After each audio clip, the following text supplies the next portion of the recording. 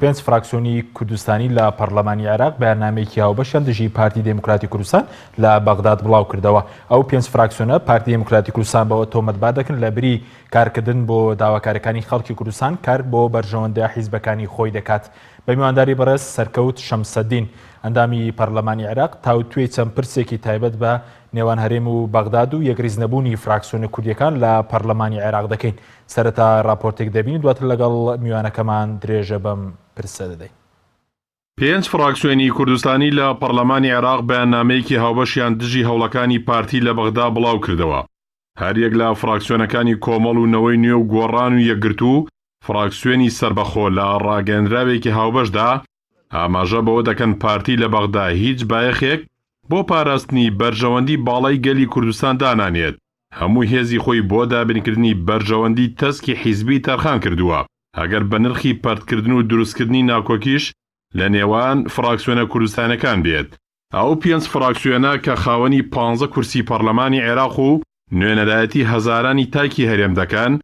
لە بەیاننامەکە ئەوەش دەخەنە ڕوو دەمانەوێت بە ڕاشکاوی هەمووان لەو سیاسەتەی پارتی ئاگادار بکەینەوە و ئەنجامە خراپەکانی خۆی لێ بەرپرسیارە. ڕاگەیەنراوە هاوبەشە پێنج فراکسیۆنەکەی بەغدا لە کاتێکدایە و پارتی دموکراتی کوردستان لە سلێمانی لەگەڵ گۆڕان و یەکێتی گەیشتنە ڕێکەوتنێکی کۆتایی بۆ پێکێنانی حکوومەت و هەمیشەش داوای یەکڕیزی لایەنەکان دەکات.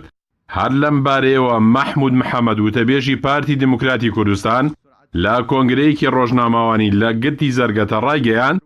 لە ڕوانگەی بەخەمەوە بوونمان بۆ یەکڕیزی و کاری پێکەوەیمان لەگەڵ گۆڕان لە سەر پێکێنانی حکوومەت زوو ڕێکەوتین. لای خۆشیەوە شۆڕش حاجی ئەندامی خانەی ڕاپەڕاندنی گۆڕان وتی بارودۆخی هەرێم لەبەردەم ئەگەری گۆڕانکاری گەورەدایە. دەبێت هێزە سیاسەکانی هەرێم یەک بن و یەکگرتو و یەکهەڵوێز بن بۆ ئەوەی حکوومەتی هەرێم و ئەزموونی هەرێم خۆی لەبەردەم ئاستەنگەکان ڕابگرێت. بەرپرسێکی باڵای یەکێتیش دەڵێت کورد لە مێژووی خۆیدا هەمیشە دژی یەک و ناتەبا بووە. کۆسرەت ڕەسوڵ عەلی جێگیری یەکەمی سکرتێری گشتی یەکێتی دوای واژۆکردنی ڕێکەوتنی پارتی و یەکێتی بۆ پێکێنانی کابینەی و ئاماژەی بەوە کرد ئەم ڕێکەوتنە ڕێکەوتنێکی مێژوویە و لە مێژوشدا گەلی کورد هەمیشە دژی یەک بوون و ناتەبا بوون و هیوادارین ڕێکەوتنەکە جێبەجێ بکرێ. هەردوو پارتە دەسەڵاتدارەکەی هەرێم بە تایبەتی پارتی لە ماوەی 27 ساڵی ڕابردوو بەردەوام داوای یەکڕیزی و ڕێخستنی نێوماڵی کوردیان کردووە. بەڵام یەکڕیزی لە ڕوانگەی ئەوانەوە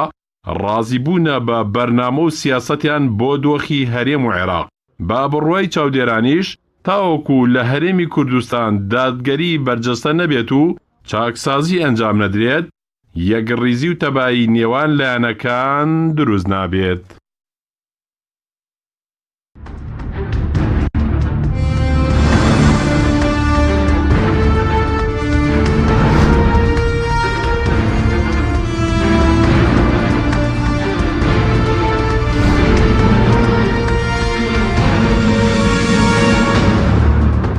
جارێک تر سڵاتان لەبێت بینەرانی بەڕێز بەر لەوەی کە بچین لای میوانەکەمان ناوبڕێکمان هەیە دواتر دەکڕینەوە لاتە. شهر رمضان الذي أنزل فيه القرآن هدى للناس وبينات من الهدى والفرقان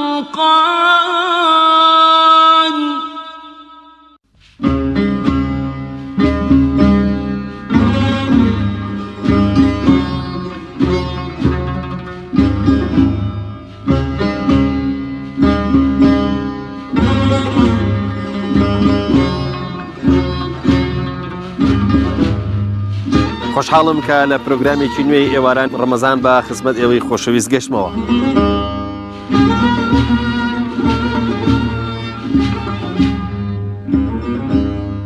دادێ جاران قەرەباڵغ بوو، خانووەکان زۆر جارە کەوتنە سەر یەک. جارێ وا بۆ خانووێک مەسەلەن بۆ نمونە خانووێکی تر یاخود دووسێ نهۆم بوو.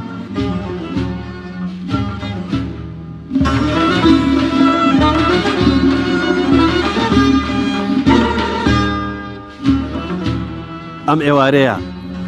جارێکیکە هاتینەوە بۆ ئەوەی کە یەکێ لە ئاڵقاکانی بەرنامەی ئێوارانی ڕەمەزانتان پێشکەش بکەین لە دەڤەری شارماژێر.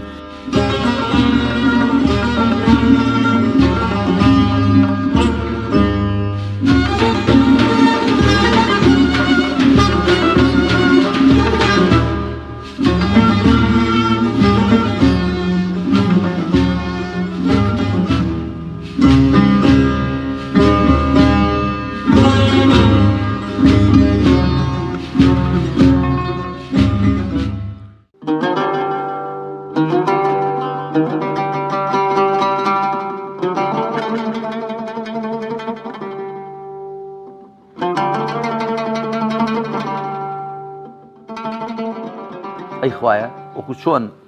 شکڵ و دیمەنت یاخود جەستەت باش دروست کردوم ڕەوشتیشم جوان بکە. ئەگەر بابودایک منداڵی خۆیان ڕۆڵەی خۆیان لەسەر ئەدەب و ڕەوشت و ئاکاری پەسەند باربێنن باشترین دیاری و خەڵاتیان پێداوە. ڕەوشت و ئەدەبی جوان هۆکاری نزیکیە لە خوا سوبحانە وتەعالە. ئێمە بەچی لە خوا نزیک دەبینەوە؟ گرنگی ئەدەب و ڕەوشتی بەرز و جوان لەوەدایە کە لە خودی خۆیاندا فەضیلەتن و دەبنەهۆی تەواوکردنی مرۆڤ. دەفەرمێ من تەنیا بۆ ئەوە ڕەوان کراوم کە ڕەوشتە بەرز و جوانەکان تەواو بکەم واتە لە خۆمیاندا بەرجەستە بکەم.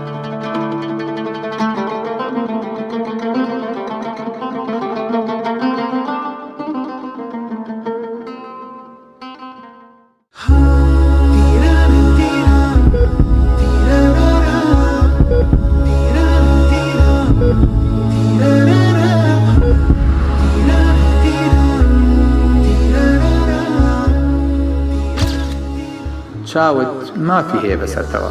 سەیری هەموو شتێکی پێمەکە هەموو نەزانێکی پێمەکە بە دیار هەموو شاشەیەکەوە دای منێ زۆر شەو نوخونی پێمەکە خزمەتی کە. بسم الله الرحمن الرحیم. ئەم بابەتە زۆر بەبایەخە زۆر گەورەیە بە گەورەش سەیریکەن خۆپاراستن لە چارەسەرکردن باشترە. منەزانم ئێستا هەمووتانم پرسیارتانە مێشتایە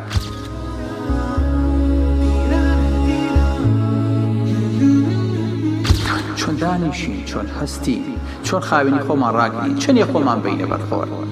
پێویستەکان ڕێژیمێک هەبێ سیستمێک هەبێ ڕێکمان خا هەمومان بتوانین پێڕەوی بکەین. چۆن نتوانین بە پێوە بین هەتا مردنیش هەر بە پێوە بین و نەکەوینە سەر جێگە. ئەم سیستمە ئاشکراکەین و نهێنەکان ئەخینەوە دەستی جەنابتان.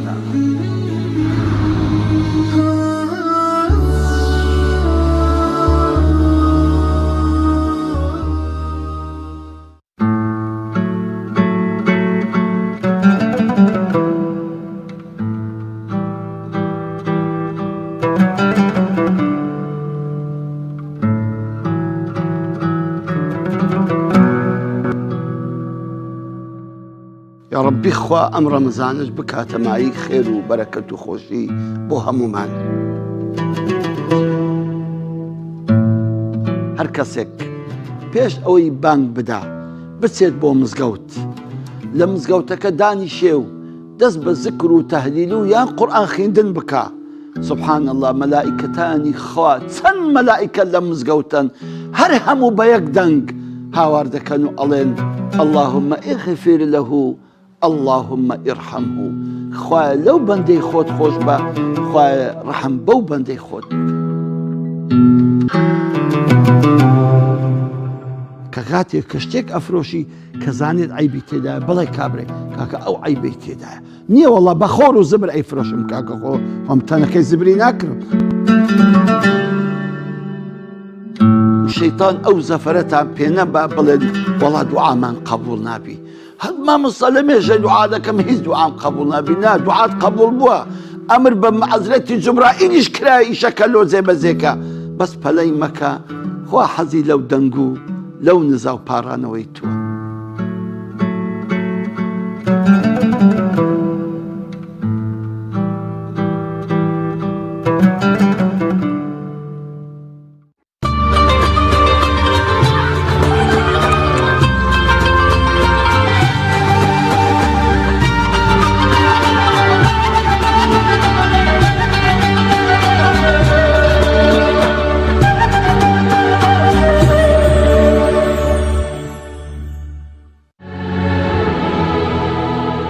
بەخشین بەخشندەی و سەخاوەتی دڵی نەرمونیانی ئێوەیە بەخشین هەناسەی ئارامی دوای هەنسکی گریانەکانی ئێوەیە بەخشین شنەبایی فێنکی ژیانی پڕ لە ناهەمواری ئێوەیە خێرخوازانی خۆشەویست وەرن با هەمووان پێکەوە لەگەڵ یەکەم خەرمانی مانگی پیرۆزی ڕەمەزاندا لە ڕێگەی بەرنامەی بەخشینەوە هەواری خاڵی و ماڵی چۆڵ و نیگای تاریک و خامۆشی هەژاران ڕۆشن بکەینەوە بەخشین بە هاوکاری ئێوەی خێرخواز و دەستواڵا و دڵاوە چەند پرۆژەیەک ڕادەگەیەنێ کە بریتین لە دروستکردنی خانوو بۆ هەژاران و منداڵانی بێباوک هاوکاریکردنی ژینگە پارێز هاوکاریکردنی کەمەندامان هاوکاریکردنی نەخۆشانی سالاسیما هاوکاریکردنی نەخۆشانی شێرپەنجە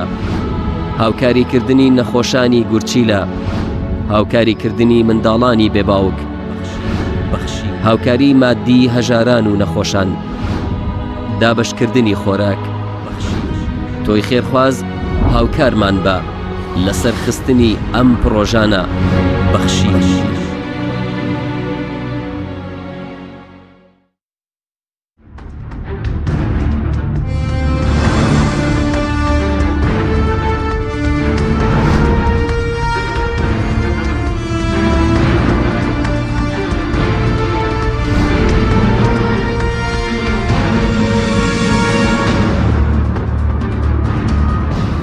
جارێکتر سڵاتان لەبێت بینەرانی بەڕێز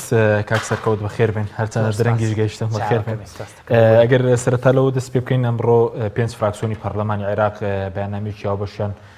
بڵاو کردوتەوە دژی پارتی دموکراتی کوردستان و تۆمەتباری بۆ دەکەم کە لەبری کارکردن بۆ ناوەکارەکانی خەڵکی کوردستان کار بۆ بەرژەوەنی حیزبەکان دەکات نیەم بەیاننامەی ئێوە بۆچی سپاس بورن کە دران کەوتم بەرنامەکەش بۆ هێمنەوە درانکەوت ڕاستیە هەر حیزبێک مافی خۆیەتی کە کار بۆ بکا کە حیزبەکەی خۆی زۆرترین دەستکەوتی هەبێ لە هەر پێکهاتە و مەزهبێک بێ بەڵام هەندێک چوارچێوە هەیە کە خەڵکی ناوچەیەک پارێزگایەک شارێکی دایکە هەرێمێکی دایکرا و کۆمەڵێک نوێنەر بخوان هەڵەبژێرن لە هەر پارتی جیاواز بۆ ئەوەی نوێنەرایەتی ئەوان بکەن و بەرژەوەندیەکانی ئەوان پێش بەرژەوەندیەکانی حیزبەکانی خۆیان بکەن لەو کاتێک کە کێبرکێ کەوتە نێوان هێزەکان خۆیانەوە مافی خۆیانە کە لە بینی خۆیانەیە لە نێوان ئەو نوێنەرانە کار بۆ زۆرترین بۆ حیزبەکەی خۆی بکە بۆ مافێکی ئاسایی خۆیانە تەمان ئێمە ئەو پەرلەمانتارانەی کە لە نەوەی نوێ وەکو فراکسیۆنێک کە لەوێ بووین پێشووتر هەر لە سەرەتاوە باوەڕمان بەوە نەبووە کە بەرژەوەندەکانی خەڵکی کوردستان بە هاوپەیمانەتی لەگەڵ پارتی یەکێتی ئاپارێزرێ هەر لە سەرەتاوە باوەڕمان بەوە نەبووە بەڵام بەشێک لەو هاوڕانەی ترمان لە حیزبەکانی تر شێوەیەک لە کاری پێکەوەی یان شێوەیەک لە تەوافق هەبووە لەگەڵ یان لانی کەم بۆ ئەوەی کە بتوانرێت قورسایی پێکهاتەی کورد وەکو کورد لە ناو لیژنە و وەزارەت و مؤسساتەکانی دەوڵەتی فێدراڵی عێراقا وجودی هەبێ و بوونی هەبێ و تەوازونێکی تیابێ ئەمە وەکو مەبدەئێک هەبوو پێمان شتێکی خراپ نەبووە بەڵام ئێمە پێمان وا بووە استراتیژی ئێمە نابێت تەنها لەو چوارچێوەیە کورد دێتە چوارچی پۆست و هەندێک بەرپرسیارەتی ناو دەوڵەتە بەڵکو ئاراستەی سیاسەتی دەوڵەتی عێراقی نابێت بە دژی پێکهاتەی کوردی وەکو قەومی بەکاربێنرێ بەڵکو ئەبێ سیاسەتێک بێ بۆ هەموو پێکاتەکانی عێراق بێکەوە بێ بەڵام پارتی دیموکراتی کوردستان بە بەردەوامی ئەم تایتڵ ئەم ناوشانەی یەک ریزی یەکگرتووی هێزە کوردیەکان بەکاری هێناوە بۆ بەهێزکردنی پێکەکانی خۆی بەرامبەرە پێچوانی ئەوەوە سڵی لەوە نەکردوەوە لەگەڵ هەر کەسێکا بێت ئیتفاق و ڕێکەوتن بکات دژی هێزە کوردەکانی تر نەک دژی هێزێکی تری غیرە کوردی بۆ ئەوەی پێگەی خۆی پێ بەهێزکە مەسەلەن لەگەڵ دەوڵەتی قانون کە ئەو پێی وایە دەوڵەتی قانون دژی کوردن و دژ مادەی سەوسیلیان جێبەجێ نەکردووە ڕێەکەوێ لەسەر ئەساسی ئەوەی کە پۆستێکی وەزاری مەسبوورە بە حیزبێکی تر نەدرێ لەگەڵ فتح بۆ نمونە پێی وایە داگیرکەری کەرکووکە و حەشدی شعبیە یا عەسائیب بۆی لە لیژنەیەک مەسەلەن پۆستێک بە فلان حیزبی تری کوردی نەدرێ کەس فلان کەسایەتی کوردی نەدرێ واتە دەست لەگەڵ ئەوەی کە خۆیان پێڵن شەیتانی شتێکەڵەکە بۆ ئەوەی هێزە کوردەکانی تر مافی خۆیان وەرنەگرن ئەو خاوەنی ئەو دەنگ و ئەو بەرپرسیارەتیانە بێکەوە ناو هەم پەرلەمان هەم لە دەروی پەرلەمان ئێوە لە بەیاننامەکەتانە بەڕوونی ینی ئەوە ڕوون نەکراوەوە بۆچی ئەم بەیاننامەتان دەرکەوت تەنان دە قسەی گشتیە ئەو کاری ئەوەی کە ئێستا چیر لە بەغدا ڕووی داوە کە ئێوە وەکو 5 فراکسیۆن بەڵێ. مەسەلەن بەیاننامەیەکتان دژی پارتی لە بەغداد بڵاو کردێتەوە. ئێستا لە حالیان ئەمەی کە دەرەنجامەکەی هەبووە کۆمەڵێک ئاڵوگۆڕ یان کۆمەڵێک گۆڕانکاری ناو پەرلەمانە ڕوویا و ناو لیژنەکانی پەرلەمانە بووە و لیژنانەش بە پێی پێکهاتەکان ینی تێونەتەوە پێی پێکهاتەکان دابشکراوە بۆ لە پێکهادەی کوردی کۆمەڵێک لیژنە لە بەرپرسایەتی ناو لیژنەکانە سەرۆکاتی لیژنەکانە بۆ دانراوە لەگەڵ هەندێک پۆستی تر کە لە ناو پەرلەمانە هەیە کامانە وەکو پێکاتێک دیاریکراوە بۆ کورد لەناو ئەمە پارتی بۆ ئەوەی ئەم بەرپرسیاتی و پۆستانەی بۆ حیزبێکی دایکراو نەبێ بۆ کەسێکی دایک هەر بۆ من خۆم لە فەیسبووکی خۆمە باسم کرد هەر بۆی ئەحمەد مامۆستا ئەحمەدی حاجی ڕەشید کە لە کۆمەڵی ئیسلامیە ئەو پۆستی بۆ منە مقڕری لیژنەی مالی بەرنەکەیەوە یعنی دەستی لەگەڵ هەموو تێکەڵ کرد دار و بەری تێگاوە بەسەر یەکە لە سەرۆکایەتی هەرێم و یانەوە کە نایانەوە بارگای بەرزانیەوە لە خەریکن تا بەغدا هەموو فۆک تەرکیزان سەرەوە بووە کە نەک خۆیان چی وەربگرن بەڵکو ئەو وەری نەگرێت بەڵام صاحب بۆ ئەو پۆستە وەردەگرێت وەکو نمونەیەکی سادە پێدەڵم بۆ پۆستەکان تیش بە هەمان شێوە ئەمانیان کردووە شێوەیەک لە دووڕووی لە نیفاقێک لە سیاستکردنیان هەیە کە لەگەڵ هەموو ئەو کەسایەتیانەوە ئەو هێزانە کۆ بێتەوە کە ئەو بە داگیرکەری کەرکووکیان نەزانێ بە دژی کوردیان نەزانێت بۆ لێدان لە هێزە کوردەکانی تر بە داگیرکەری کەرکووکی بزانێ مەسەلەن بۆ من لەگەڵ هادی عامری لەگەڵ سەرکردەیەکی حەجی شعبیە ئێمە لە پکێبڕکەی جێگری دووەمی سەرۆکی پەرلەمانە بە ئاشکرا هادی عامری و باڵۆزخانەی وڵاتێک کە ناوەکەی بێنم بۆ هیچ کێشی دیپلۆماسی دروست نەبێ بە ئاشکرا چوونە پشتی بەرزانیەوە و بۆ پشتگیریکردنی بەرزانی یەکێک لە وڵاتانی دراوسەیە بۆ پشتگیریکردنی بەرزانی و پۆستان ئەویست لە پارتی و بەرزانی زیاتر هادی عامری پشتگیری ئەو کەیسەیە کرد کە ئەو بە داگیرکەری کەرکووکی زانێ نوری مالکی پشتگیری لێ کرد بۆ ئەو بەرپرسیارەتەوە بۆ ئەو پۆستانە لەبەرەوە ئەو کەسانی ئەو بە موچە بڕی کوردستانیان نەزانێ و بە داگیرکەری کەرکووکیان نەزانێ برا و دۆستین بۆ لێدان لە هێزە کوردەکانی تر نەک بۆ وەرگرتنەوەی مافی کورد بۆ نمونە ناچێت لەگەڵ هێزانە ڕێبکەوە بۆی مادی سەوسل جێبەجێ بکرێ بۆ نەوەی پارێزگاری کەرکووک دابردێ بۆی تعریب لە کەرکووکە ڕابوەستێ بەڵام لەگەڵ ئەم هێزانە ڕێەکەوە بۆی سەفقاتەکانی خۆی بەردەوام بێ کۆمپانیاکانی لەوێ ئیشوکاریان ماشی بێ بڕوا و مەلەفەکانی گەندەڵی لە وەزارەتەکانی وەزارەتەکەی خۆیان هەڵ نەدرێتەوە هەر لەبەرەوە هەموو هەوڵێکی خۆی ئەدا بۆ ئەوی هێزە کوردەکانی تر هەندێک پێگەی گرنگیان نەبێ بۆ ئەوەی با بڵێن وەزیرەکانی پارتی یا بەرپرسەکانی پارتی لەناو حکوومەتی عێراقیا پێگان نەکەوێتە بەرمەترسی و بەرژەوەندەکانی پارتی لە بەغدا نەکەوێتە بەرمەترسی نەک بەرژەوەندی خەڵکی کوردستان چونکە بەرژەوەندی خەڵکی کوردستان بە تەئکید و پشتگیریەکی زۆری هێزە کوردیەکان بە تایبەتی و هێزانی دەرەوەی پارتی وەکێتی و بە سائرون کە خودی مەقتەدا سەدر پشتگیریەوەی کردووە کە موچەی کوردستان خەڵکی کوردستان نەبڕێ موچەکە نەبڕدرێ لەبەرەوە مافێکی سەرەتایی خەڵکی هەوڵاتیانی هەرێمی کوردستانەکە و پارچێک لە عێراق بەڵام لەسەر ئەم بابەتە ناچێت ڕێکەوتن لەگەڵ هێزە هەر گەورەکانی عێراق بکە بەڵکو لەسەر بابەتێک گۆشکاندنی هێزە سیاسیەکانی تر کە ئێمە خۆمان ینی باوەڕمان وا بووە هەر ڕێکەوتنێک لەگەڵ پارتیا لەو شوێنەی کە بەرژەوەندی خۆیتیان نەبێت بە شێوە لە شێوەکان بە شێوەیەکی نیفاقانە مامەڵەی لەگەڵاکە و لە ئەنجامە بەرژەوەندی بنەماڵەکان و بەرژەوەندی حیزبەکان لەسەر و هەموو شتێکەوە بین هەر بۆیە ئێمە زۆر باوەڕمان بەوە نەبوو بە ناوی یەک ریزی کوردی و هەر لە سەرتاش و مامەڵەمان لەگەڵ جێگری دووەمی سەرۆکی پەرلەمانە نەکردەوە و چکم وەکو کادرێکی پارتی تەسەڕوفەکە یعنی ئێستا تۆ بە جێگری سەرۆکی پەرلەمانی نازانی دکتۆر بەشیر جێگری سەرۆکی پەرلەمان نییە وەکو پۆزیشن جێگری سەرۆکی پەرلەمانە بە نوێنەری ئەوکۆی کە پشکی کوردە بە نوێنەری کوردی نازانین بە نوێنەری پارتی دیموکراتی کوردستان نازانین لە سەرۆکاتی پەرلەمانە بەڵام ئەمە مەسەلەن بۆچی ڕەنگی خەڵکی تریش هەبێ لە حیزبی تر بێ و پۆستانەی وروتی بۆ ئەوە لەبەرەوەی تەسەڕوفاتەکانیان هەموو تەسەڕوفاتەکانیان لە بەرژەوەندی و لە هەموو ڕێکەوتنەکانیان و پۆزیشنەکەی مەسەلەن پارتی کردبێ بۆ بەرژەوەندی خۆی بۆ خەڵکی کوردستان ڕەنگە پارتیش بڵێ بۆ نمونە ئێمە گوێمان لەوە دەبوو کە بەشێکی ئەو ڕێکەوتنێکی لەسەر نەوت و موچەکراوە بازرۆکە پەیوەندی بە سەدانەکەی بارزانانی و بۆ بەغدا نەخێ سەدانەکەی بەرزانی 1 و 6 باسی بۆربوونە کەرکووک نەکراوە باسی بوجە و موچە نەکراوە لە 1 کۆبوونەوەش باسی نەکردووە هەر ئەسڵن لێشیان قبول نەکردو باسی کە کۆبوونەوەکانی ئەو کە لەگەڵ ئەو هێزانەکە کردوێتی یعنی ئێمە ڕوونی لە بەجماعەتی ئەبادیمان پرسی هەر بە وشەیەکیش باسی مۆزوعی نەکردووە تەنها ئاسایکردنەوەی پەیوەندیەکانی خۆی و بنەماڵەکەی بۆ لەگەڵ بەغدایە و کە ئێوێ وەکو هێزێکی کاریگەر لە عێراق سیاستکەوە پەیوەندەکانی ئاسایی بکاتەوە هەروەکو هەر حیزبێکی تر یعنی هیچ پەیوەندێکی بە بوجەی کوردستانەوە نەبووە پەیوەندی بە موچەی کوردستانەوە نەبووە بە هیچ شێوەیە سەردانەکەی ئەوە لە دەروی ئەوەیە ئەگینایسە یەکنیا بابەتی تر و گرفتی تر هەیە کە چارەسەر نەکراوە کەوان هێزێکی زۆرینەی هێزە کوردیەکان با بڵێن بە تایبەتی پارتی گەورەترین هێزی کوردی بێراوان لە بەغدا بەڵام هیچ ئەو کێشان بە معلقی ماونەتەوە لەوانە کێشی پاری جوتیارانی هەرێم ینی ئەوەندەی هێزەکانی دەروی پارتی وەکێتی بە تایبەتی پارتی کار لەسەر جوتیارانی هەرێمەکان پارتی هەر مەوزوعنی لە لای بۆ نمونە کێشەی جوتیارانی ئەوەی کە بەرلافاو کەوتون هەر بەلایەنەوە گرنگ دەبوو هێزەکانی تر خەریکیەوەن کە جوتیارانی هەرێمی کوردستانیش بۆ هی لافاو زیانیان پێگەشتووە قەرەبووکرێنەوە ئەم بابەتانە کە لەمسی ژیانی خەڵکەکە بابەتێک نییە کە ئەسڵن لە دەنگدان بە میزانیە جەماعەتی پارتی بەشی هەرە زۆرن لە کاتی دەنگدانەکە لەو کاتە مادەکە لە دەوری پەرلەمان بوون خەریکی مزایداتی سیاسی بوون بۆچی ئێوە مەسەلەن کاتێک کە پارتی لە بەغداد دوور دەکەوێتەوە دەڵێن کوردستان تووشی کێشە دەکات کاتێک کە دەگەرێتەوە بۆ بەغداد و ڕێکەوتن لەگەڵ هێزەکان دەکایانی بۆچی ئینسان دیسان دووبارەمە کێشەیانی نەخۆ ئێمە ناوتە پارتی لە بەغدا سیاست نەکە ئەو برادرانە بە نیازپاکی ئێمەنە ئەو برادرانە بە نیازپاکی ماوەی ڕابردوو تەعاملیان کردو بەشداری کۆبوونەوەی کوردە کوردستانەکانیان کردووە لەگەڵ جێگری سەرۆکی پەرلەمانە نیازپاکانە لەگەڵیان چوونەتە پێشەوە و هاوکاربوون لەگەڵیانە بەڵام ئەوە ئیستیغلالی ئەم موقیفە نیازپاکانی ئەوانەکە ئەوە کە ئەم بابەتە بەکارێنە بۆ بەرژەوەندی حیزبی لەو شوێنەی لەمسی بەرژەوەندی حیزبی ئەوە کە بۆ نمونە هەموو دنیا لەوە تێگا و نمونەیەکم بۆ هێنایتەوەی مامۆستا ئەحمەد کە وەکو جێگری وەکو بڕیاردەری لیژنەی دارایی کە بە وەزیرەکەشەوە کە ئەمە مخالفەی دەستوریشە تەداخلی کاروباری هەڵبژاردننی لیژنەی مالی کردووە بۆەوەی چۆن ئەو بەرپرسیارەت ئەو پۆستە نەدرێ مامۆستا ئەحمەد لەبەرەوە بابەتەکە ئەوە نییە کە لە بەغدا نەبێت لە بەغدایە و بەهێزێکە و 25 کورسی هەیە و سیاسەتی خۆیە کە حەقی خۆیەتی بەس ئەو نیفاقەیەتی کە بە ناوی ڕێکریزی کوردی بەکاری هێنێ ئەو دووڕوێیەتی لە مامەڵەکردن لەگەڵ بەرژەوەندەکانی هەرێمی کوردستانەوە لەو شوێنانی کە بەرژەوەندی هەرێمی کوردستانە بە ڕەنگە بەرژەوەندی پارتی نەبێ بە هەموو شێوەیەک هەوڵەیە بۆ تێکدانی کاری پێکەوەی و هەوڵە دەستخاتە ناو کاروباری حیزبەکان تر و هێزەکانی تر کە ئەمە مەترسیدارەکەی لە پێناو ئەوە نە کە خەڵکی کوردستان قازان مەسەلەن چ نمونەیەکەیە کە پەیوەندیوان هێزەکانی تێکدا بێ مەسەلەن ئەمڕۆژ باسانەوە کردبوو کە لە ینی هەوڵی هەبووە بۆ پەرتکردنی فراکسیۆنەکان بەڵێ هەر بۆ نمونە ئەم هەوڵانەی ئەم چەند ڕۆژەی بۆ سەرۆکاتی لیژنە لە کاروباری لیژنەکانە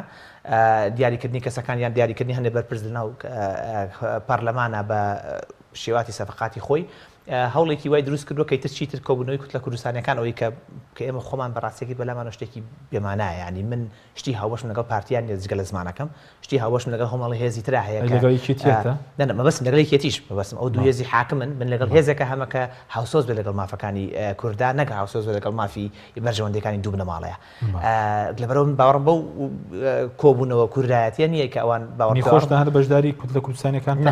ئێمە بەشداریمان نەکە بەس ئەو هاوڕانی ترمان لە فراکسیۆنەکانی تر لە دەروی پارتیوەکێتی دڵپاکانە کردویانە نیازپاکانە کردویانە کە پارتی زۆر بەخراپی مامەڵی لەگەڵ ئەم نیازپاکی ئەمانە کۆ لەو لەحزەیەی کە پێویست بێت ینی لە ڕاستی ئەوەی کە خۆیان لە یەک ڕیز بن یەک دەنگ بن شەقی کردووە یەک دەنگەکانی شەق کردووە و کارێکی کردووە کە جارێکتر ئەو کاری سەرۆکی زۆربەی لیژنەکانی پەرلەمانی عێراق بۆ خۆی ببات کە سەرۆکی لیژنەکان بەپێی ئەوەی کە خۆی بەری ئەکەوێت یەک دانە یا یەک دانە و نیو یا یەک دانێکی خۆی کورد چەندی بەردەکەوێت پارتی دەوێت چواری بەرەکەوێت پارتی خۆی بە خاڵەوانە خۆی کورد وەکو پێکاتە چواری بەرەکەوێت پارتی جێگری سەرۆکی پەرلەمانی هەبووە بەشێک لە پۆینتەکانی ڕۆیوە جێگری سەرۆکی پەرلەمان پارتی دوو وەزیری هەبوو بەشێکی لە پۆینتەکانی ڕۆیوە ئەتە 25 کورسێکە بەشێکی ڕۆیوە بە دابەشکاری ناو پەرلەمانی هەموو یەک پاکێجە هەموو بۆ هەموو هێزەکان تێژەکە نفسی پاکێجە هەموو هەمان شتە ئەوەی کە لە حکوومەتە پۆستی گەورەتری بەرکەوت و زیاتری بەرکرد ناو پەرلەمانە کەمتری بەرەکەوێت بۆ یەکێتی بۆ نمونە پارتی بۆ نەڕازی نەبوو لە حکوومەتە پارتی یەکێتی بۆ نمونە کە 18 کورسی هەیە وەزیرێکی بەرکەوێت لەبەرەوەی پێویستە سەرۆکۆمار 15 پۆینتەوان 18 سێ خەلە ماوەتەوە کە بەرکەوەشی وەزیرێک ناکە یعنیەوە لە پێینەکەی ئەوانە تێگەشتنەکەی ئەوە تێگەشتنەکەی خۆیان مقیاسەکەی خۆیان بۆ نمونە خەڵکی بێکەڵک کاک حەکیمە مەترسیەکە لەوایە خەڵکی بێکەڵک و کەم توانە دانن بۆ هەندێ لیژنە بۆ لیژنەی قانونی خەڵکی تری کورتیا بووە پرۆفیسۆری بواری قانونە دکتۆرای هەیە لە بواری قانونە خەڵکی بە ئەزمون بەس ئەو کا پارتی کەسێکی پێشنیار کردووە کە هیچ ئەزمونێکی لە کاری پەرلەمانی هیچ ئەزمونێکی لە کاری یاسادانان یان بۆ نمونە بواری یاساییشە نییە یا زۆر کەمە زۆر کەمە کە ئەمە لە بەرژەوەندی ئەگەرەوەی خۆیان بێ لە بەرژەوەندی هەرێمی کوردستان نییە بەڵام لە بەرژەوەندی حیزبەکەی خۆیانە کە پێشنیاری تیا بووە کادری زۆر باشتیا بە کەسی زۆر باشی تیا بووە بە هەموو ڕێگەکان هەوڵیاوە بۆ لەتکردنی و هێزەکانی تر و یان سەرقەکردن لەگەڵ هێزە سونی و شیعەکانە بەس بۆ ئەوەی ئەو کادری خۆی کە دەرچێکە لە ڕاستیە ئەو کادرە توانای ئەوەی کە بەراورد بە کادرەکانی تر توانای بەڕێوەبردنی ئەو لیژنە قورسەی ئێستا دەیەوێت چەند وتە چوار سەر و لیژنە کۆی چەند بەر کوردەکەی دوانیان ئەوێ بۆ خۆی بە چوارە دوانیان بۆ خۆی بە ئەوی تری خری ئێشتا 12 نییە کە یەکێتی چۆنە هێزەکان تر چۆنە ئێمە وەکو خۆمان پشتگیری هێزەکانی دەرەوە یەکێتی پارتیکن کە ئەو لیژنانە ببەن بۆ خۆیان خۆتان کامیتان نییە ئێمە جارە تا ئێستا هیچ کاندیدێکمان نییە بۆ پۆستان وڵام پشتگیریمان کردوون کە کە پشتگیری هاوڕیانی ترمان کردووە کە تموحێوان هەیە کە لەو سەرۆکاتی لیژنەکانە پێگیان هەبێ و ئەو بابەتێکی ئاساییە. بابەتەکەی ئێمە ئەوەیە کە تۆ جگەلەوەی کە بەرژەوەندی حیزبی خەڵکی کەم توانا بۆ پۆستەکان دانیت. خەڵکێک دانەی کە لەو پۆستە هەستیارانە گرنگانە من هەر لەو چەند ڕۆژی پێشووی لە فەیسبووکیشان نووسی بووم کە بابەتەکەی ئێمە پەیوەندی نییە بە شخصی حیزبی یا شخصی و پەیوەندی بە گرنگی کەسەکەەوە هەیە لەو شوێنە کاتوانێت زیاتر هاوکارمان بار بۆ بنە باسی مامۆستا ئەحمەدم کرد کە ئەزمونێکی زۆری هەیە و نمونەیەکی باشی پێشکەشکردێن پشتی یەری بوون بەبێ ئەوەی لە حیزبەکەی ئێمە بێ بەبێ ئەوەی لەگەڵ خزمم بێ بەبێ ئەوەی هیچ پێشتر ناسی بێتم هێزەکان تێژ هەر بە هەمان شێوە لەسەر هەمان نیاز پشتگیریان کردووە یان هەر کەسایەتێکی تر بۆ لیژنەیەکی تری دیاریکراوە یعنی ئێمە لە لیژنەی کۆمەڵگەی مەدەنین کە پشتگیریەوەکەن کە کێ بێتە سەرۆکی لیژنەکە خۆمان نابین پشتگیریەوەکەن کە کەسێک بێ شیاو بێ بەوە پۆستە کە بتوانێت بەرژەوەندیەکانی هاوڵاتیانی هەرێمی کوردستان بە هەموو پێکاتەکانیەوە و بەڕاستی پەرلەمانیشە ئەدایەکی سەرکەوتوانە بکە نەک بەکاری پۆستەکە بەکاربێنرێ بۆ بەرژەوەندێکی دیاریکراوی حیزبی هەر لەبەر ئەوەشە کاک حەکیم ئێمە پۆستی زۆرمان هەبوو لە بەغدا نەماوە ئێستا تۆ بینی باسی هەیئەی دیفاع بکەن لە بەغدا سەرۆکەرەکانی جێشی عێراقی کە ئەو پۆستەی کورد بوو بەڵێ ئێستا بە پارتی نادرێتەوە پارتی هیچ نەکەڕەوڵی بۆ نادا ڕێگەنا هیچ هێزێکی تیش بۆ نمونە لەگەڵ ئەو هێزانەی کە حکومەتیان پێگەناوە وەری بگرێ بەڵام لەبەرەوەی ئەوان تەحفوزیان هەیە هێز عێراقیەکان و حەشدی شعبی و هێزەکانی تر کە ئەزمموی سەرۆکەرەکانەکەی پارتی چۆن بووە کە ڕازین خەڵکێکی تر لەو شوێنە دامرێ ئەمە لە شۆرتەی ئیتیحادیە لە هەموو پێگەی ئەمنیەکانی تر ئیستیخبارات هەموو ئەمانە پێگەی کوردی لاواز بووە بەڵام کێشەکەوەیە کە ئەوەی لەبەرەوەی ئەوانەیە کە حکومەتیان دروست کردووە پارتی بووە لەگەڵ بە زۆری لە حکومەتەکە پارتی لەگەڵ هەر هێزی تری عێراقی دروستیان کردووە کە بۆ خۆی نابێ نەک هەر پشتگیری هێزی تری کوردی ناکە یا کەسایەتی تری کورد ناکە وەری بگرێ بەڵکو ڕێگری سەرەکی شەکات چونکە ئەم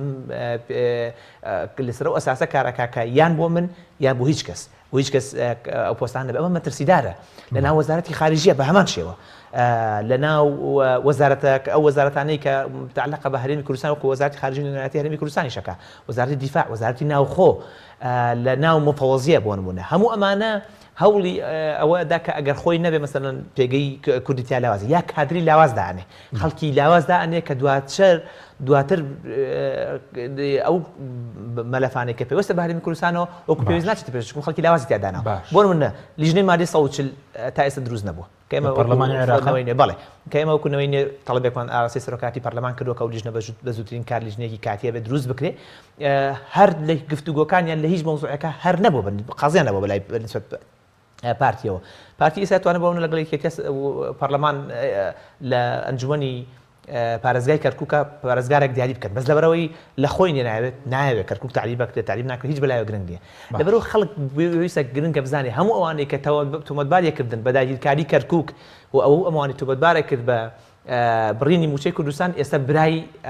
یەکن و لەگەڵ پارتیا زۆر هاوبەشن و ئەگەر لە ڕۆژان لە چەند ماوەی داهاتووە دۆخی سیاسی عێراق هەڵگەڕایەوە و هەندێک هێز بێتە پێشەوە کە بەرژەوەندەکانی خەڵکی هەرێمی کوردستان لە بەرچاو نەگرێت ئەو بۆ ئەو سیاسەتە هەڵانەوەیە کە پارتی پێڕەوەیەکە یەکێتی ڕۆڵی چییە ئەویش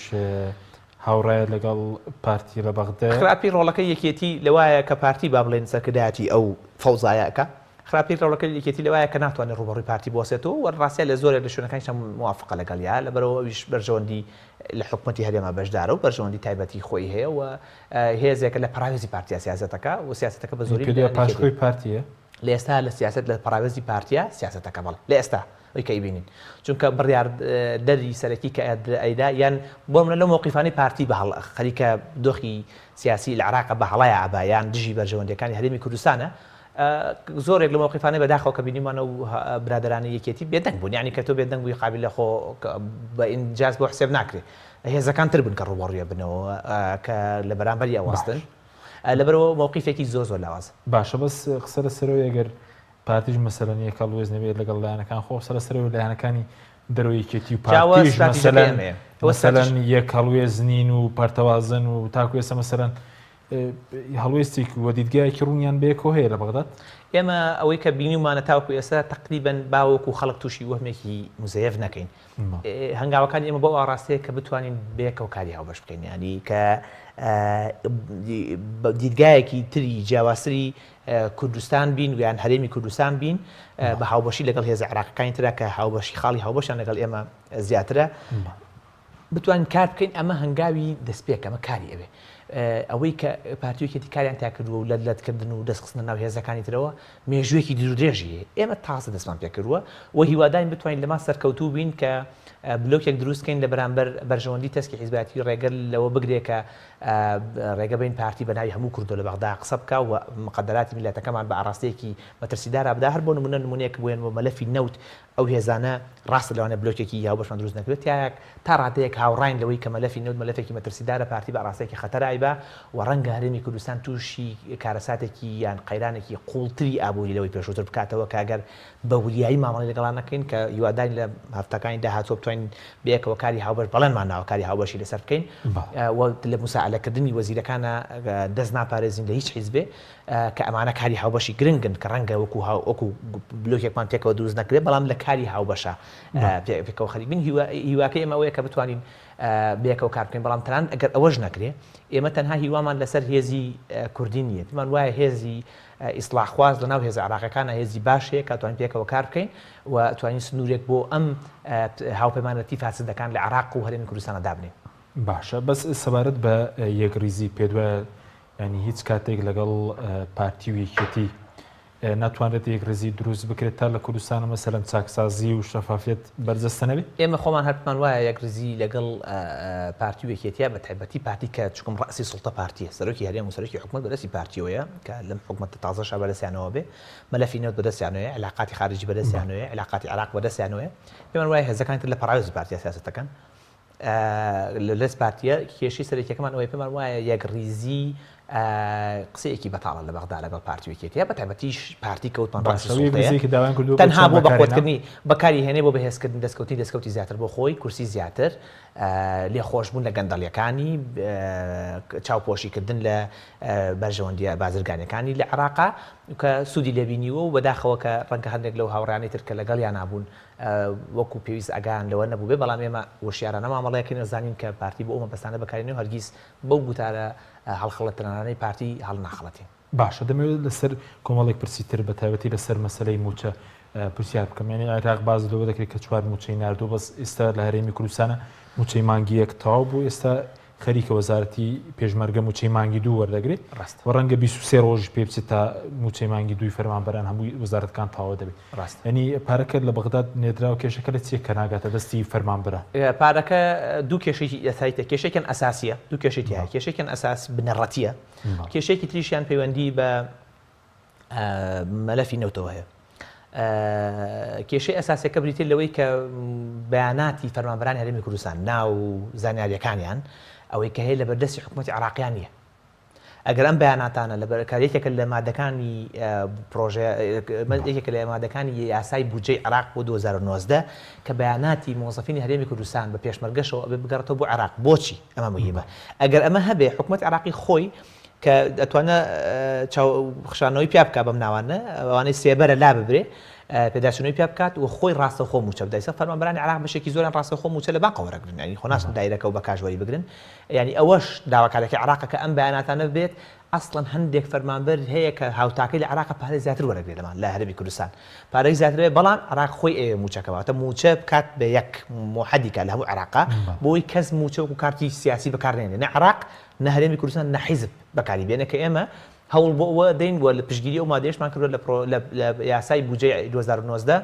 و کاری جدیدیش دەکەین دوای گەڕانەوەمان بۆ بەغدا ئەم جارە و ئەو فراکسیۆنانە کە یەکێکە خاڵێکی استراتیژیە زۆر گرنگە کە موچە لە دەستی حیزب دەربهێنرێ و ڕاستەخۆ لەلایەن عراق و بدرێت لە ڕێگەی بانقەکانەوە بە سیستەمیش باشترە بۆ بەڵێ ئەوە داواکاری هێز عراقیەکانە بە تایبەتی کوتلەی سائیرون و خودی مقتدا سەدر داوای ئەوەی کردووە کە لەگەڵ هێزە کوردیەکانە هەماهەنگ بن بۆ مەسەلەی موچە بەڵام کاری جدی بکەن بۆ هێنانی ئەو بەیاناتانە دەمە بکرێت ڕاستەخۆ فەرمانبەران یەکێتی پارتی نانێ ئەمە بکەن بۆچی لەبەرەوەی هیچ دەسەڵاتی کەمسە فەرمانبەرانە نامێنێت جارێکی تر موچە ئەو چەکە قورسەی سیاسی کە بەدەستیانەوەیە و نان بڕاوکردنی خەڵک ناتوان بەکاری بێنن و لە ڕاستی ئەوان بندیواریشیان هەیە دیوارەکان خۆن پاریان پێ نادرێ و مۆزەفی ئیشکال چێ لە نردنی موچە و نەگەشتنی بەرەستی فەرمانبەران ئەمە یەکێکە لە کێشەکە کە موچەکە بۆچی ڕاستەخۆ لە بەغاوە ناگات لەبەر ئەوەی ئێستا ئەوان پارەکە نێرن بۆ هەرێمی کوردستان هەرێمی کوردستان خۆی چۆنی زوا دابەشێکە ڕاستەوخۆ بە ڕوبع موچە دابچیکە بە نیوە ینی هیچ هێزێکی مراقبەیەک سوڵتەیەک مراقبە بەسەر هەرێمی کوردستانە کە پەرلەمانە ئەم پەرلەمانەیە ئەو دەسەڵاتەی مراقبەی هەرێمی کوردستان کە یا حکومەت بکە کەم پارە بکوێن کێشێکی تای ئێمە کە بیکەین کێشە بۆ ناردنی پارەکە دروستە بێ بۆ هەرێمی کوردستان یعنی وە کێشێکی تیا بۆ لای خەڵک وازح بێ ئێمە ئەمانەوێ ئەمە مەلەفی نەوت حل بکرێ ئەو کاتێککە مەلەفی نەوت حل بکرێ ئەم بابەتە تا ڕادێک بە لایەکاکەوێت بابەتەکە پەیوەندی بۆی عراق هەموو موچەی فەرمانبەران نانێرێ ئەو بڕەموچە ئەنێرێ ئەو ژمارە فەرمانبەری کە 600,000 هەرێمی کوردستان لە 2007 تەسلیمی بە ژمارە نەک بە بەیانات تەسلیمی عراقی کردوتێتی ئێمە 600,000مان هەیە لەسەر ئەو ئەساسە لەگەڵ پێشمەرگە موچە بۆ هەرێمی کوردستان نێدناتە هەو ئەو 600,000 کە لە 2007 زیادی نەکردووە ئەوەی کە زیادی کردو و ژمارەکەی و ئەپدەیتکردنەوەکەی نەنێراوە بۆ بەغدا و لە بەغدا لە بەردەستی بەغدا هیچ ژمارەیەک وجودی نییە بابەتەکەی ترەوەی بەشەکەی تری ئەبێ حکوومەتی هەرێم کە نەوت ئەفرۆشی خۆی تەواوی کە تەکمیلیکە ئێستا کە نەوت فرۆشراوە قەیرانێکی قورسی کێشەیەکی گەورە کە فەزیحەیەکی سیاسیشە دروست بووە یەکێکیان ئەوەیە کە عێراق شکاتی لە تورکیا کردووە کە نەوتی هەرێمی کوردستانی بەبێ پرسی عراق فرۆشتووە و بابەتەکە لە دادگای فەڕەنسایە دادگایەکی نێودەوڵەتیە بۆ شکایەتەکانی بواری بازرگانی و کاری شەریکاتەکان و ئەگەری زۆری هەیە تورکیا غەرامەیەکی گەورە بکرێ و ئێمە لەگەڵ بەرپرسانی عراقیە بە تایبەتی سەرۆکوەزیرانی پێشوو بە سەراحەت وتی تورکیا وتوێتی من دۆلار بە دۆلاری لە هەرێمی کوردستان ئەسێنم یەک فلس لەو غەرامەیە غەرامە بکرێت بەڵێ غەرام بکرێت هەر ئەوەش بەسکەی ئەم دادگای حکوومەتی ئێستای عراق وەستاندوێتی یعنی وەکو حسنە نییە عەبدولمەهدی ڕای ڕەتی کردەوە وەستان دەبێت نا وەستاندوێتی لە ئێستا ینی دوای خستووە يعني هر ئەوەی دادگای فێدراڵی عراقیشی دواخستووە هەر هۆکارەکەی کە تاوەکو مانگی ئەم مانگە دواخراوە داخراوە لە بەرەوەی کە بەداچوونەوەیکی پیا بکرێتەوە جارێکی تر هەر ئەوەیەوە تەڕەحدانە بە هەرێمی کوردستان کە ئەمەیە مەترسیەکە کە ئێمە ئەڵین پارتی قمار بە مقدراتی میلەتەکەمانەوە کات لە پێناو بەرژەوەندی حیزبیە و بەداخەوە هەندێک لەو هێزانەی تریش ڕەنگەوەکو پێویست لەسەر ئەمە نهاتوێتە دەنگ کە ئێستا کاتی ئەوەی تر کاتی بێدەنگی نییە لە بەرامبەر دەبێت چی لێ بکرێ نەوتی هەرێم بە بۆچوونی بەڕێزێت ئێمە پێمان وایە کە بابەتی نەوتی هەرێم ئەبێ لە دادگای فێدراڵی یەکلایی بکرێتەوە کە پشگیری ئەوە شەکەین وەکو خۆمان پشگیری ئەوەکەین کە ئەم بابەتە نەوتی هەرێمی کوردستان بەهۆی ئەزمموی خراپ و نەبوونی مؤسساتی نەوت لە هەرێمی کوردستان نەبوونی مؤسساتی مراقبە چاودێریکردن کە پەرلەمانە وەکو پێویست وجودی نییە نەوت ڕادستی عراق بکرێت ئەو باشتر ئەوە باشترین چارەسەرەکە ئێمە ئەتوانین ئێستا بزانین دڵۆ بەدڵۆپی نەوتی عراق کە فرۆشراوە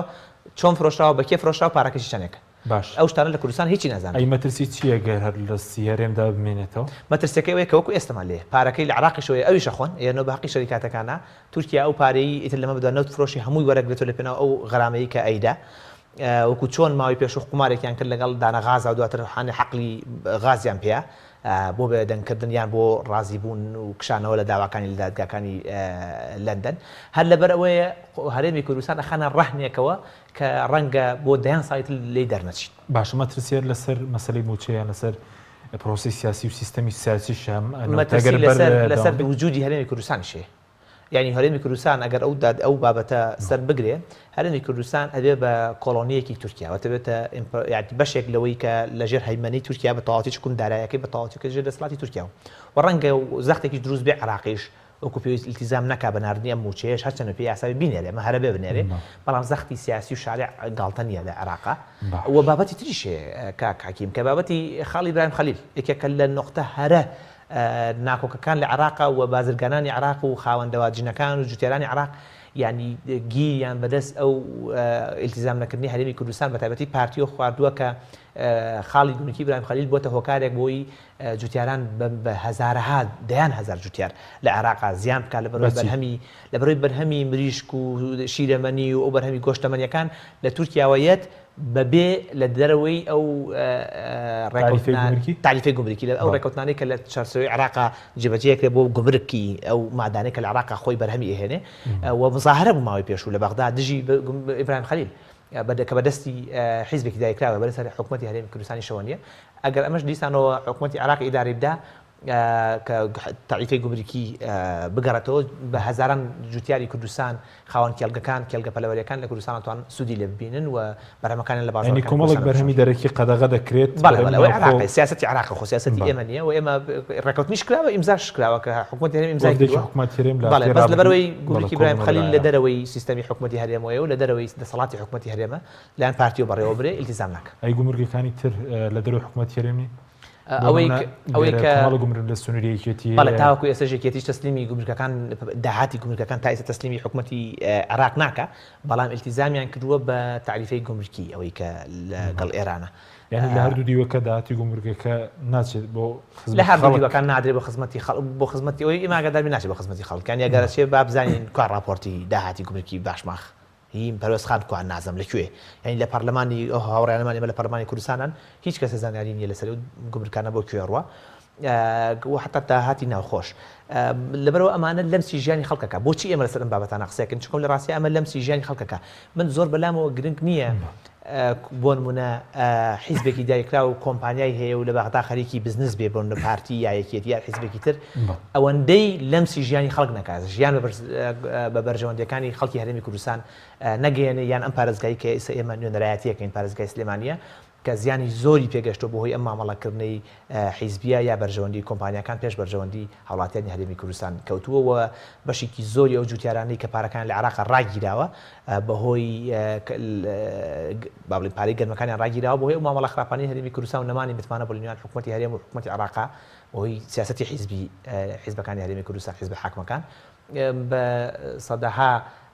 خێزان بە هەزارها خێزانی جوتیاری کوردستان 3-4 ساڵی ڕێکە چاوەڕێی ئەو پارەیان کە لە عێراق بۆیان بکە بەرهەمی گەنمی خۆیانە بۆیان بەپارەکان بۆ بێ زۆر باشە کاتمان کەمەوە سەبارەت بۆی کە لە سەروبەندی پێکهێنانی حکوومەتی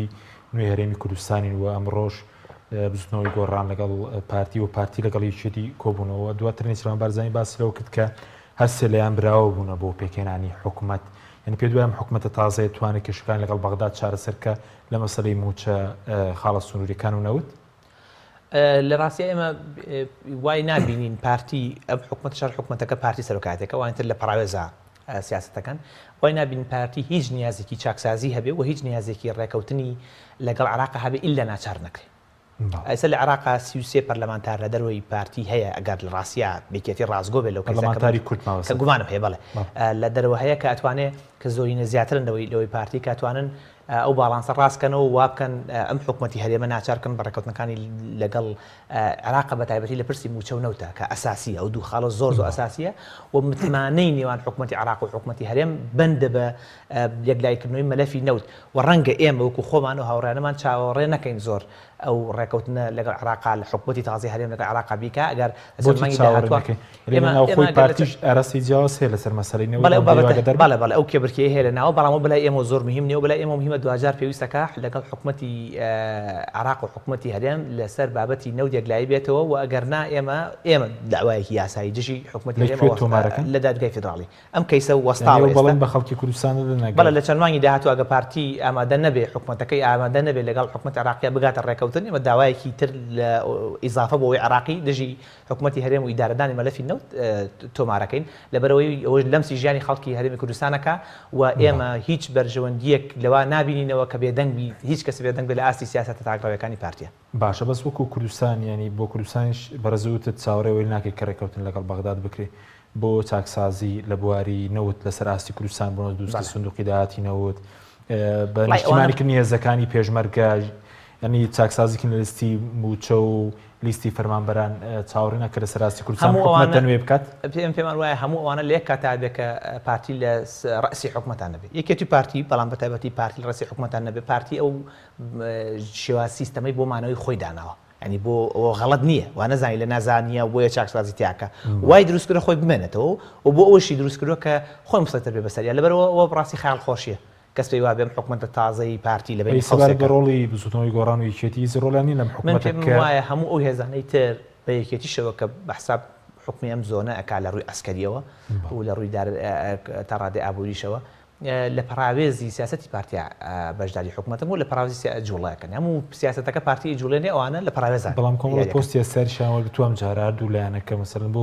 بۆچی ئەوان شەریک نین لە حکومڕانی طبعا شەریکن لە حکوومەتەکە بەڵام هەموو ئەو بابەتەی کە هەیە پارتی هەڵە سوورەنەوەوان تحملی مەسئولیەتی هەموو سیاستەکانی پارتیشەکە بەڵام ئەمە ڕەشبینی لە سەرەتاوانی پێدواوی چاکسازی ناکەن ینی کاک حەکیم ئێمە لەسەر ئەساسی سیاست بە با بڵێن کوڕی باشە و ئەمە فڵان کەسە و ئەوانە ناکرێت لەسەر ئەساسی عاتیفە ناکرێت فاکتە استراتیژیم حکوومەتەکە ئەم هەموو مناقەشە 6 مانگە کراوە لەسەر چی کراوە لەسەر سیستەمی ئابووری لیبرال بێ یان محافزکاران نەبێ سنوور دابخین بەرهەمی ناوخۆ بەهێزکردنیان هیچ مناقشێک لەسەرەوە نەکراوە مناقشەکراوە جێگرێک دابرێن بۆ سەرۆکی هەرێم یان بیکەن بە دوو جێگر کام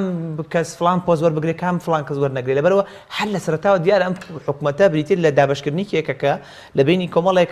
خەڵک و کەسایەتی حیزبیش نە لەگەڵ کۆمەڵی خەڵک کە لە حیزبەکانە بەشداریە بن دوجار ئەم حکومەتی پارتی و بەرزانیە ئەوە واضحە کەس خۆی گێل نەکات لە بابەتە هەموو ئەوانەی تر شوێنی حکومەتەکەی پارتیەکەون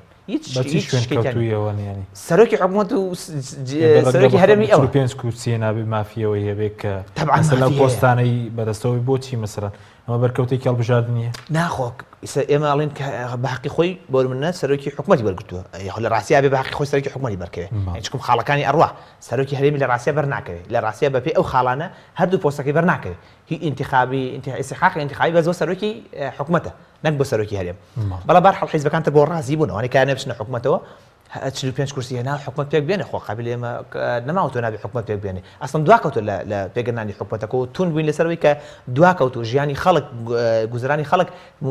کاریگەر بۆ بۆ ئەم حکومەتە ناتوانێت ئەم پەرلەمانە ناتوانێت بۆ منە محاسبێ حکومەتە بکات چکم حکومەتێکی کاربەڕێکەرە لەبەرەوە بابەتەکە لەوان نییە کە کێ زۆری نەبوو بابەتەکە لەوایە کە سیاسەتی پارتی فەلسفەی پارتی بریتێ لە احتیواکردن و کۆکردنەوەی هێزەکانی تر لەناو توانەوەی لەناو حکومەتەکەی خۆیان لە ڕاستیا و هێزانی تر خۆیان دوای مەسئولن چۆن تەعامل لەگەڵ دەرەنجامی ئەم حکومەتە ئەکەن و ئێمە هیچ ئیمانێکمان بە چاکسازیکردن نییە لەناو ئەم حکومەتە بۆ چاکسازی دروست نەبووە ئەم حکومەتە دروست بووە بۆکو اختیبار و وەکو حەقلێکی اختیبار بۆ کوڕێکی بارزانی کە وردە دەسەڵات بگرێت دەست وەکو وەجێکی تری بنەماڵی بارزانی هیچ شتێکی جیاوازێکی ئۆتۆریتیان نییە و جیاوازێک لەبەری نێچیرۆن بارزانی مەسرور بارزانیان نییە شتی جزئیات نەبێت کە بۆ حیزبەکەی خۆیان ئەو جیاوازیە بۆ خەڵکی کوردستان جیاوازیتیانە ئەی سەبار بە ڕۆڵی پەرلەمانی کوردستان ینی پێ دوای ڕۆڵێک ناتوانێت ببینێت لە مەسلەی چاودێری حکومەت و مەسلەی و موچەش کە مەسەلەن ئەگەر کابینەکە پێک بێ بۆ موچەکە تاخیر نەبێت پارلەمانی ئێمە ناڵێن حکومەت تاخیر بێ پێ پێشگیری وەکەن کە حکومەت تاخیر نەبێت پارلەمانی کوردستان لە دوای 2015 و داخستنی دەرگاکەیەوە علامەتێکی ئیسفامی لەسەر علامەتی ئیسفامەکە بریتێ لەوەی کە ئەم پەرلەمانە لە ڕاستیا دەستگایەکی با بڵێن کارا و بەهێزنیە کە بتوانێت محاسبی حکومت کە تایسە وەزیرێکی محاسبە نەکردووە لێپرسنەوە نەکردووە هەتا ئیستیزافەیەکی توندیش نەکراوە بۆ نمونە لەبەرەوە ئەزمونونەکەی پێمانڵێ ئەم پەرلەمانە نەیتوانێت ئەبێ چاوەڕێ بکەین ئایا لە ڕاستیە ئەم پەرلەمان خۆ لە تازەیە کە من لە ڕاستیا فاڵ ناگرمەوە بەڵام خۆم یانی تا ڕادێت دڵنیام کەم پەرلەمان ناتوانێت پەیوەندی بە پەرلەمانتارەکانەوە یان پەیوەندی بە سیستەمەکەوە پەیوەندی بە سیستەمی سیاسی هەوەیە پەیوەندی بەوە هەیە کە لە ڕاستیا پارتی و یەکێتی باوەڕیان بە بەهێزی بوونی سیستەمی با بڵێم مؤسساتی دەوڵەت نییە باوەڕیان بەوە هەیە کە لە دەروی مؤسساتی دەوڵەت ڕێکەوتن بکرێت بۆ هەموو ڕێکەوتانەیە لە دەروی دەوڵەت ئەکرێت دەروی مؤسساتەکانەکە باسی ڕۆڵی پەرلەمانتیانی پێ دوایە بەڵام ێستا باس لەوەکەی کە سەر و لەناو پەرلەمانە هەڵبژێردەی سیستەمەکە نەبێتە پەرلەمانی یعنی پەرلەمان نابێتە سنتەر ناوان شتی ڕەمزی پەرلەمان بەتەنها تەزدیقی پێەکە یعنی بەس تەزدیقکردن یعنی ئێستا پەرلەمانی ئەم پەرلەمانە گە بتوانێت ئەم سەرۆکە لە دەسەڵاتە زۆر و زەوەندەکانی داماڵێت بەڵێ پێ بڵێن پەرلەمانێکی کارا بوو پەرلەمانی عێراق بەکارات دەزانین لە کوردستان بەڵێ پەرلەمانی عێراق بە سەدقات بەهێزە لە پەرلەمانی بە سەدقات بەهێزترە لە ڕووی دەستودیۆ بەهێزە هیچ کەسە زاتیوە ناکە لە بەرامبەر پەرلەمان هیچ وەزیرە زاتیوە ناکە نەک لە بەرامبەر پەرلەمان لە بەرامبەر پەرلەمانتاریشە وەڵامی پرسیارەکانی نایەتەوە یان ئیستیجواب بکەن و بڵێ من نایم بۆ پەرلەمان وەزیرە کوردەکانی وەڵام دەدەنەوە بەڵێ بۆ وەزیرە کوردەکانیش هیچ ئێستا لەوانەیە هەنێکیان لە نەزانیا بیانێ ئەو حاڵەتە بکەن پەرلەمانی عێراق زۆر لەوە بەهێزتە بەراوردیکە پەرلەمانی کوردستان و تاریخێکیشی و لە دەستوریشە ئەسڵەن هەندێک جار واستەکەی پەرلەمان حکومەتی فعلیە پەرلەمان حکومەت هەڵە سوڕێنێ سەر ڕای ئەو هەموو کێبرکێ بەڵام ئەم بۆ معنایانە فەساد و گەندەڵی لە عێراق و لەناو پەرلەمان و لە دەروی پەرلەمانانیە کەوان جێگەی داخە بابەتێک توانین لە کاتی گرتو باشە بەس ئەو پرسیار لە وەزیرە کوردەکان کرد وەڵام نەدراوێتەوە من وەکو خۆم تایسە پرسیارم نەکرد وەڵام نەدرێت پرسیارم کردو وەڵامەکانیشم باتوت هەر نایەنشان وەزیری دارایی چکم هیچ پەرلەمانتاری پێم وانە هیچ وەزیرێکی بە کورد و غێرە کورد و زاتی وەکە وەڵامی پەرلەمانتاری عێراق نایەتەوە دەستوریان ناتوانێت شتیوا بکات گەرنا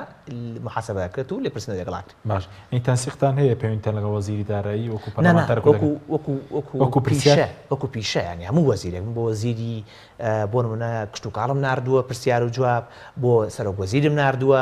بۆ وەزیری داراییم ناردووە ینی بۆ مؤسساتەکانی ترم ناردووە بە دەرچوون بۆ کەیسی گەندەڵی یا بۆ وەعلیمات دەرگرتن بەس شتێک بڵاو کردبوو لەسەر وەزیری دارایی باسی داوام نەکردنی بەڵێ یەکێکی ترە لە کادرە کەمتوانەکانی پارتی کە دایناوە بۆ ئەو پۆستە من بەس بۆ ئەو پۆستە زۆر زۆکەم توانایە و دەوامیش ناکەوە لە ڕاستیچە هیچ شارەزایەتێکی لە بواری ئابووری لە بواری مالیان نییە کە ئەمە زەرەرە بۆ پێگەی هەرێمی کوردستانیش بۆ بەرژەوە بۆ عراقیش چکو بەڕاستیکای ئێمە لەو نوع هێزانین بمان وایە بێ هەرێمی کوردستان پێشکەوی عراق بێ بە زبڵخانەتمان وایە هەرێمی کوردستان و عراق هەردووکیان بۆ یەکتری گرنگن و عراق لای ئێمە پێمان وایە فرسەتە بۆ هەرێمی کوردستان نەکەڕەشە. کاتم زۆر کەماوە بەس ئەندامێکی لیژنەی یاسایی باسی لەوە کردبوو کە 4 وەزیر داوایان کرد و 4 وەزیر دووربخێن لە حکوومەتەکەی عادل عەبدولمەهدی شتیوە لە ئارەدا بوو لە ناو پەرلەمان گفتوگۆ هەیە لەلایەن هێزی جیاوازە بەڵام نەبووە تشتی فعلی تا ئێستا تشتی فعلی ناچێتە پەرلەمان. باش ئیسەبارەت بە تاواکردنی کابینەکە لەسەر وەزیری ناوخۆ و بەرگری و داد و پەروەردە ئەو ماوەی پێشوو هەواڵێکە بوو کە گوایە وەزیری پەروەردە و داد گەشت بێتنە ڕێکەوتن بەس تەنها قسە بوو هەتاوەکو ئێستا شتێکی وە لە ئارانە من پێم وایە کە لەوە ڕەنگە و بابەتە بکەوێتە دوای ڕەمەزان و گومانم هەیە دوای ڕەمەزانیش بگەنە حەل لەسەر بابەت. بەڵێ سوپاس بۆ بەڕێز سەرکەوت شەمسەدین ئەندامی پەرلەمانی عێراق لەم بەرنامەیە لەگەڵ مامی سوپاس بۆ بینەرانی بەڕێز سوپاس باوەکارانم خواتان لەگەڵ.